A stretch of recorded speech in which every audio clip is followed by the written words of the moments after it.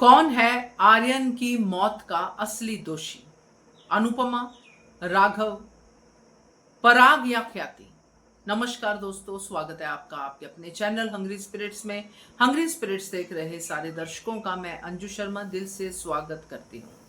अब आर्यन की डेथ का ही इंतजार है दोस्तों सब दर्शकों को। कैसे इस सीन को किया जाता है, कैसे ये सब होता है, मगर इसके पीछे का सच क्या है? क्योंकि अनुपमा और राघव तो बहुत ही प्रोमिनेंटली सामने आ रहे हैं, मगर असली दोषी कौन है? क्या वाकई यही दोनों हैं या फिर पेरेंट्स भी हैं?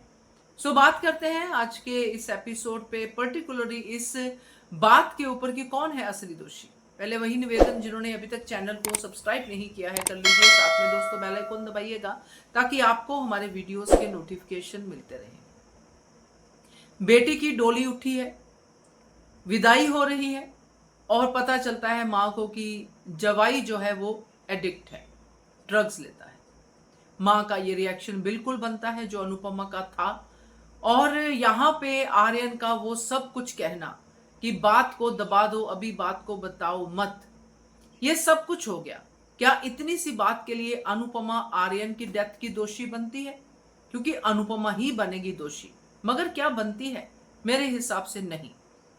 क्या राघव दोषी बनता है? राघव के ऊपर भी एक अलग से वीडियो बनेगी, उसकी गलतियों की वीडियो बनेगी, मगर क्या राघव दोषी बनता है? उसको भी तो अभी अभी पता चला अनुपमा के साथ कि ये आर्यन ड्रग्स लेता है, तो क्या राघव दोषी बनता है? नहीं। अगर कोई असली दोषी है तो वो है मां बाप, यानी कि ख्याति और पराग। एक बड़ी ही सिंपल सी चीज है जिसको लेके हम डिस्कस कर सकते हैं कि ख्याति ने अपने बेटे को पैदा होते ही छोड़ दिया अपने भाई के पास, अपने उसके मामा के पास। पैसे भेजती रही, वो सब चीजें आर्यन के दिल में रही कि मेरी माँ ने मुझे छोड़ दिया, इसलिए वो बदला लेने के लिए यहाँ पे आया ताकि जो माँ का फेवरेट बेटा है उसको मैं डिस्ट्रॉय कर दूं। एक बदले की भावना के साथ आर्यन का जो है वहां पे आगमन हुआ। वो चीजें आगे बढ़ी, बदला जो है प्यार में बदल गया। और आर्यन क्या था पहले, आर्यन कहां से आता है, आर्यन की कंपनी कौन सी है, आर्यन कौन से दोस्तों के साथ बैठता है, इसका किसी ने भी जो है तहकीकात करने की कोशिश नहीं की। आर्यन जैसा आया आर्यन को वैसा ही एक्सेप्ट किया। आर्यन के नखरे उठाए ख्याति ने और ज्यादा, क्योंकि अनुपमा ने सब कुछ ख्याति की जिंदगी में ठीक कर दिया। उसका बेटा उसको दिलवा दिया, उसका परिवार उसको वापस दिलवा दिया, क्योंकि परिवार ने तो ख्याति को बाहर निकाल दिया था।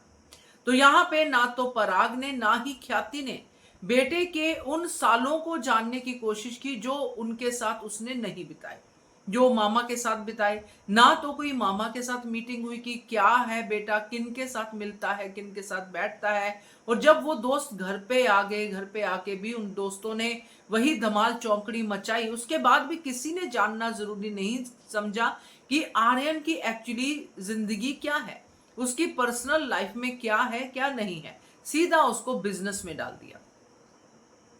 जब बेटा इतने सालों बाद मिलता है तो एक बार माँ बाप को पीछे मुड़ के देखना चाहिए कि बेटा कौन सी लाइफ से आता है, बेटे के शौक क्या है, बेटे को क्या चाहिए, बेटा क्या करता था पहले, इतना बड़ा हो गया कुछ तो करता ही होगा।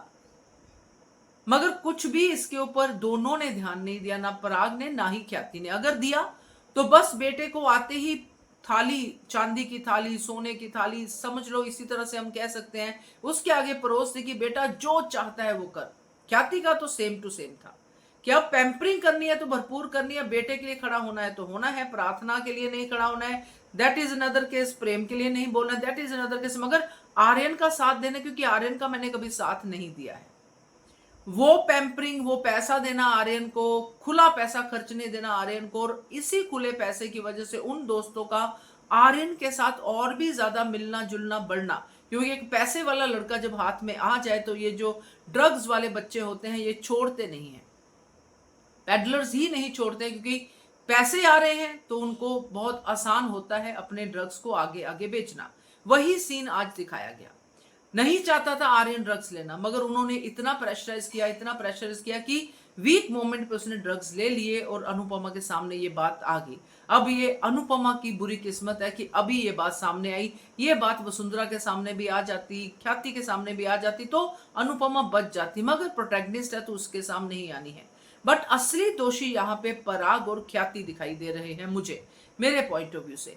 क्योंकि अगर वो बच्चे को आते ही जब उन्होंने संभाला था, जब ये सब कहते हैं तमाशा बना के बैठ गए थे कि ख्याति ने क्यों नहीं बताया, इसने क्यों नहीं बताया, उसने क्यों नहीं बताया, ख्याति को बाहर निकालने पे लग गए थे, घर से बाहर निकालो, आर्यन को संभालो, आर्यन हमारा जो है आगे जनरेशन बढ़ाने वाला है, कुठारीज का चिराग है, ये सब ताम झाम में लग गए। वहां पे उन्होंने आर्यन की पर्सनल लाइफ को जानने की कोशिश की ही नहीं कि आर्यन पर्सनल लाइफ में क्या करता है।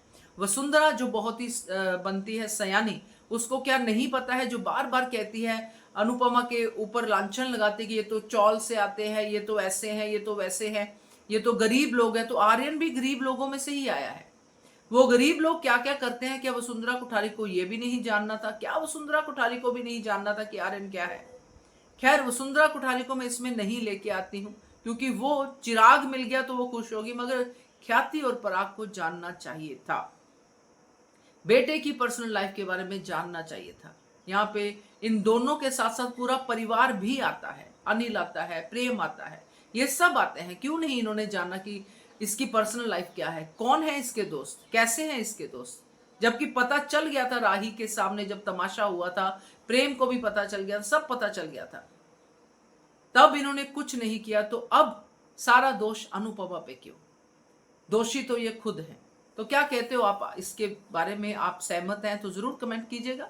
देखते रहिए channel hungry spirits. Thank you so much.